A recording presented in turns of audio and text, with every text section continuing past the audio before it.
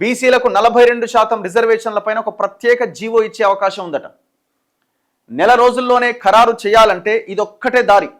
సాధ్యాసాధ్యాలు పరిశీలిస్తున్న రాష్ట్ర ప్రభుత్వం న్యాయ నిపుణులతో సమాలోచన. ఇంత తక్కువ సమయంలో పార్లమెంట్లో బిల్లు అసాధ్యమే. సాధ్యం కాదు, ఇంకోటి కాదు, అసాధ్యమే అంటే అసాధ్యమే. అది అంత ఈజీ కాదు. ఇప్పటికే 6 రకాల నివేదికలను ప్రభుత్వానికి ఇచ్చిన కమిషన్ ఏం చేయాలా?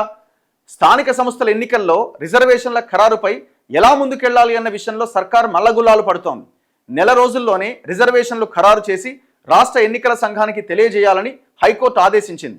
ఏం చేయాలి అనే దానిపై సమాలోచన చేస్తోంది ప్రభుత్వం. స్థానిక ఎన్నికల్లో బీసీలకు 42% రిజర్వేషన్లు కల్పిస్తామన్న హామీ ఒకవైపు, న్యాయ పరిమితులు మరోవైపు సర్కారును ఇరకాటంలో పడేశాయి. 90 రోజుల్లో పంచాయతీ ఎన్నికలు నిర్వహించాల్సిందే అని ఆదేశించిన హైకోర్టు నెల రోజుల్లోనే రిజర్వేషన్లు ఖరారు చేయాలని కూడా నిర్దేశించింది. ఈ నేపథ్యంలో రాష్ట్ర ప్రభుత్వం పంపిన బిల్లును కేంద్రం కేవలం నెల రోజుల్లోనే పార్లమెంట్లో ప్రవేశపెట్టి ఆమోదించడం దాదాపు అసాధ్యమే. అసలు యాక్చువల్గా ఎప్పుడో గవర్నర్కి పోయింది, గవర్నర్ రాష్ట్రపతి కేంద్రానికి పంపించినారు. కానీ ఆ బిల్లు అక్కడే పెండింగ్లో ఉన్నది. వీళ్ళు పెద్దగా ప్రెజర్ చేసింది లేదు, బీజేపీ వాళ్ళు అసలు దాని మీద పట్టించుకున్న పాప అనబోలేదు. ఇక వాళ్ళు ఏదో అప్పటికే స్టేట్మెంట్ ఇచ్చారు, జనగణనతో పాటు కులగణన చేస్తామని. అది ఎప్పుడైతే ఏమో తర్వాత సంగతి. సో దాని మీద వీళ్ళు ఫైట్ చేయలేదు, వాళ్ళు కూడా ఇనిషియేట్ తీసుకోలేదు. అది అట్లా పెండింగ్లోనే ఉన్నది. 90 రోజు ఎక్కడిది? ఈ నేపథ్యంలో రాష్ట్ర ప్రభుత్వం పంపిన బిల్లును కేంద్రం కేవలం నెల రోజుల్లోనే పార్లమెంట్లో ప్రవేశపెట్టి ఆమోదించడం దాదాపు అసాధ్యమే. జూలై 21 నుంచి పార్లమెంట్ వర్షాకాల సమావేశాలు ప్రారంభం కాబోతున్నాయి. కానీ రాష్ట్ర ప్రభుత్వానికి రిజర్వేషన్ల ఖరారుకు ఉన్న సమయం జూలై 24 వరకే. కేంద్రంపై ఒత్తిడి తెచ్చినా బిల్లు ఆమోదం ఎంతవరకు సాధ్యమవుతుందనేది ప్రశ్నార్థకమే. అందుకే కేంద్రంపై ఒత్తిడిని కొనసాగిస్తూనే రాష్ట్రంలో బీసీలకు 42% రిజర్వేషన్ల అమలుకు ప్రత్యేక జీవో జారీ చేయాలని ప్రభుత్వం యోచిస్తోంది. ఈ అంశంపై న్యాయ నిపుణుల సలహాలు తీసుకుంటోంది. జీవో ఇస్తే చెల్లుబాటు అవుతుందా, న్యాయపరమైన చిక్కులేమైనా వస్తాయా అనే దానిపై ఆరా తీస్తోంది. ఒకవేళ జీవో ఇవ్వడం కుదరకపోతే ప్రస్తుతం అమల్లో ఉన్న రిజర్వేషన్ల ప్రకారమే ఎన్నికలకు వెళ్లాల్సి ఉంటుంది. ఏదేమైనా రిజర్వేషన్లు ఖరారు చేసే ప్రక్రియను వారంలోపే ప్రారంభించాలి. అప్పుడే నెల రోజుల్లో పూర్తి చేయాలి అన్న హైకోర్టు తీర్పును అమలు చేసేందుకు అవకాశం ఉంటుంది. ఇప్పటికే కమిషను 6 నివేదికలు ఇచ్చిందట. ప్రస్తుతం ఎస్సీ ఎస్టీలకు వారి జనాభా దామాషా ప్రకారం రిజర్వేషన్లు అమలవగా బీసీలకు సుమారుగా 23% అమలైనవి. ఇది గతంలో 35% ఉండే. కానీ ఎస్సీ ఎస్టీలకు రాజ్యాంగం ప్రకారంగా వాళ్ళ జనాభా ప్రకారం వాళ్ళకి రిజర్వేషన్స్ అమలు చేయాల్సిందే, దాంట్లో ఇంకా ఆప్షన్ లేదు ఇక. సో కాబట్టి వాళ్ళ రిజర్వేషన్స్ పోను, మిగిలిన రిజర్వేషన్ బీసీలకు వస్తుంది. ఎందుకు? 50% సీలింగ్ ఉంది, సుప్రీంకోర్టు పెట్టింది కాబట్టి. ఆ క్యాప్ తొలగిస్తే తప్ప 50% సీలింగ్ సుప్రీంకోర్టు ఎత్తేసే అవకాశం లేదు. అది తొలగించాలంటే పార్లమెంట్లో బిల్లు తీసుకొని రావాలి, చట్టం చేయాలి. సమయం లేదు. ఇప్పుడు ఏం చేయాలి మరి? గత ప్రభుత్వం 2018లో పంచాయతీరాజ్ చట్టంలో పలు సవరణలు చేసింది. ఏమని? అందులో బీసీ రిజర్వేషన్లను 34 నుంచి 23% తగ్గించింది. ఆ విధానంలోనే 2019లో స్థానిక ఎన్నికలను నిర్వహించింది. అయితే బీసీలకు రిజర్వేషన్లు తగ్గించడంపై హైకోర్టులో పిటిషన్లు దాఖలైనవి. అప్పటి నుంచి స్థానిక ఎన్నికల్లో బీసీ రిజర్వేషన్ల అంశం కీలకంగా మారింది. ప్రస్తుతం స్థానిక సంస్థల ఎన్నికల్లో ఎస్సీ ఎస్టీలకు జనాభా దామాషా ప్రకారం రిజర్వేషన్లు కల్పిస్తున్నారు. బీసీలకు మాత్రం ఆయా రాష్ట్రాల విచక్షణ మేరకు 50% రిజర్వేషన్ల పరిమితికి మించకుండా కేటాయిస్తూ ఎన్నికలు నిర్వహిస్తున్నారు. ఈ 50% రిజర్వేషన్ల పరిమితి సుప్రీంకోర్టు పెట్టింది. ఈ క్రమంలో రాష్ట్రంలోని బీసీలకు రిజర్వేషన్ల పెంపు కోసం ప్రభుత్వం రిటైర్డ్ ఐఏఎస్ భూసాని వెంకటేశ్వరరావు నేతృత్వంలో ఒక ప్రత్యేక కమిషన్ నియమించింది. కుల సర్వేలో రాష్ట్రంలో బీసీల జనాభా 56.33% ఉన్నారు అని తేలింది. ఈ క్రమంలో స్థానిక సంస్థల్లో బీసీలకు కేటాయించాల్సిన రిజర్వేషన్ల సిఫారసులను ప్రత్యేక కమిషన్ 6 కేటగిరీలుగా విభజించి ప్రభుత్వానికి నివేదిక ఇచ్చింది. వార్డు సభ్యులు, సర్పంచ్, ఎంపీటీసీ, జెడ్పీటీసీ సభ్యులతో పాటు ఎంపీపీ, జెడ్పీ చైర్పర్సన్ ఇలా 6 రకాల నివేదికలు తయారు చేసింది. ఆయా పదవుల్లో బీసీలకు కేటాయించాల్సిన రిజర్వేషన్ల వివరాలను ఆ నివేదికలో పేర్కొన్నది. ఎస్సీ ఎస్టీలకు 2011 జనాభా ప్రకారం, బీసీలకు 2024లో నిర్వహించిన కుల సర్వే లెక్కల ప్రకారం ఆ వివరాలు క్రోడీకరించి రిజర్వేషన్లపై సిఫారసు చేశారు.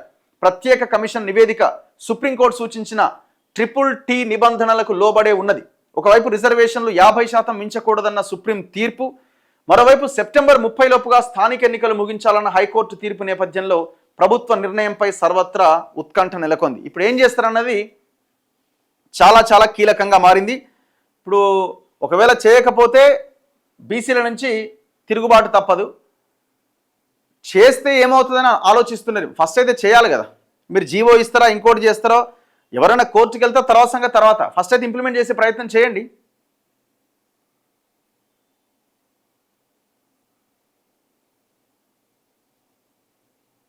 ఒకసారి చిరంజీవులు గారికి కాల్ చేద్దాం.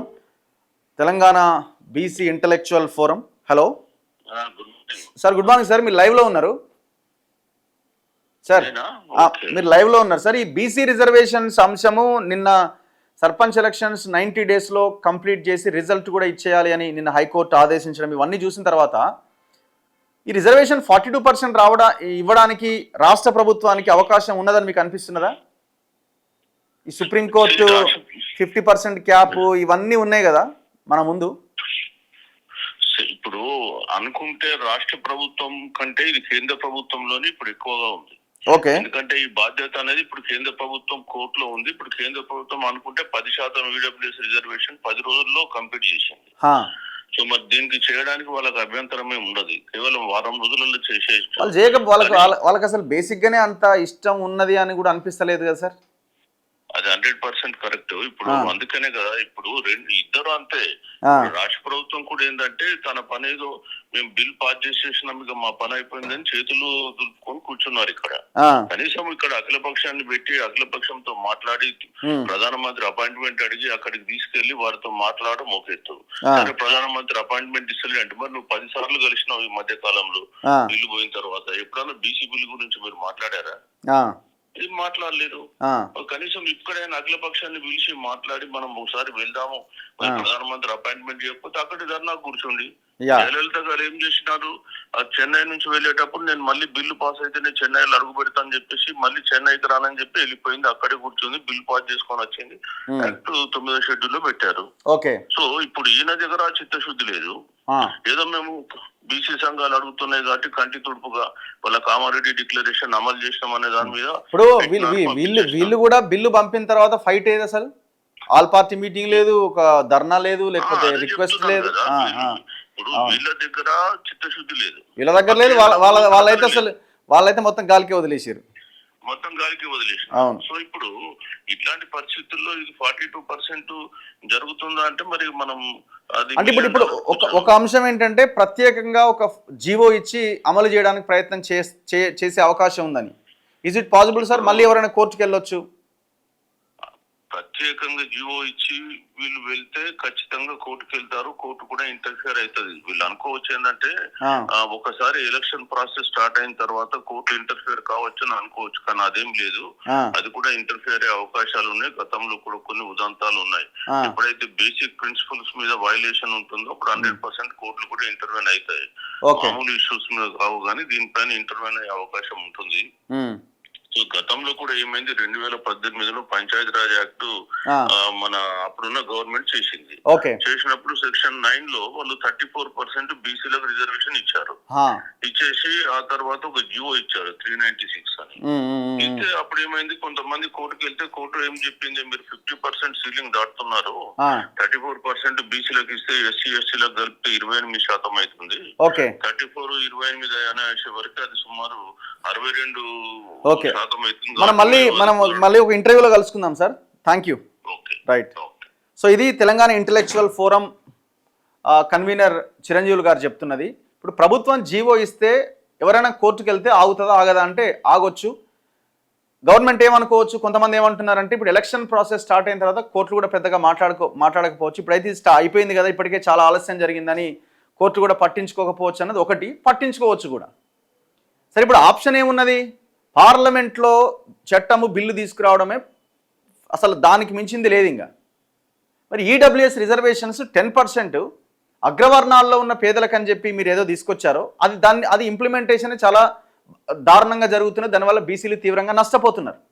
ఆ పేదలకు రిజర్వేషన్ ఇవ్వడంలో తప్పులేదు, ఇవ్వాల్సింది అగ్రవర్ణాల్లో ఉన్న పేదలకు కూడా. కానీ వాళ్ళ పర్సంటేజ్ ఎంత, వాళ్ళకి ఇస్తున్న రిజర్వేషన్ ఎంత? సో మరి అది 10 డేస్లో కంప్లీట్ చేసిన మీరు బీసీ రిజర్వేషన్ అంశము ఎన్ని రోజులు కావాలా మీకు? ఇప్పుడు ఈ గవర్నమెంట్ పంపించి సైలెంట్గా వీళ్ళు ఊరుకున్నారు, వాళ్ళేమో మాకేం సంబంధం అన్నట్టుగా వాళ్ళు గాలికి వదిలేసినారు. ఇప్పుడు ఎలక్షన్స్ పెట్టాలి అని హైకోర్టు చెప్తున్నది 3 నెలల లోపుగా. మీరు ఈ రిజర్వేషన్స్ని కనుక తీసుకురాకపోతే ఇద్దరు దోషులుగా మిగిలిపోతారు. మళ్ళీ ఇందులో బీఆర్ఎస్ ఇంక్లూడ్ అయ్యే ప్రయత్నం చేస్తుంది. మీకు అసలు అవకాశం కూడా లేదు కనీసం ఇందులో. మీకు కనీసం ఇందులో మాట్లాడే అర్హత కూడా లేదు. మీరు చూసారు కదా 35% ఉన్న రిజర్వేషన్ని 23% తగ్గించిండు. ఆనాడు కూడా ఏమన్నారంటే మీరు కొద్ది రోజులు ఎలక్షన్స్ ఆపు, అవసరమైతే ఎలక్షన్స్ ఆపు, ఒక ప్రత్యేక జీవో తీసుకొచ్చి ఇంకోటి తీసుకొచ్చి మీరు రిజర్వేషన్స్ పెంచే ప్రయత్నం చేయండి అంటే ఎవరో కోర్టుకు వెళ్తే కోర్టు కూడా అప్పుడు ప్రాసెస్ స్టార్ట్ అయిపోయింది. సరే ఇప్పుడు కానివ్వండి తర్వాత చూస్తామని చెప్పింది గవర్నమెంట్, నెక్స్ట్ టైంకి చూస్తాం మేమని చెప్పింది.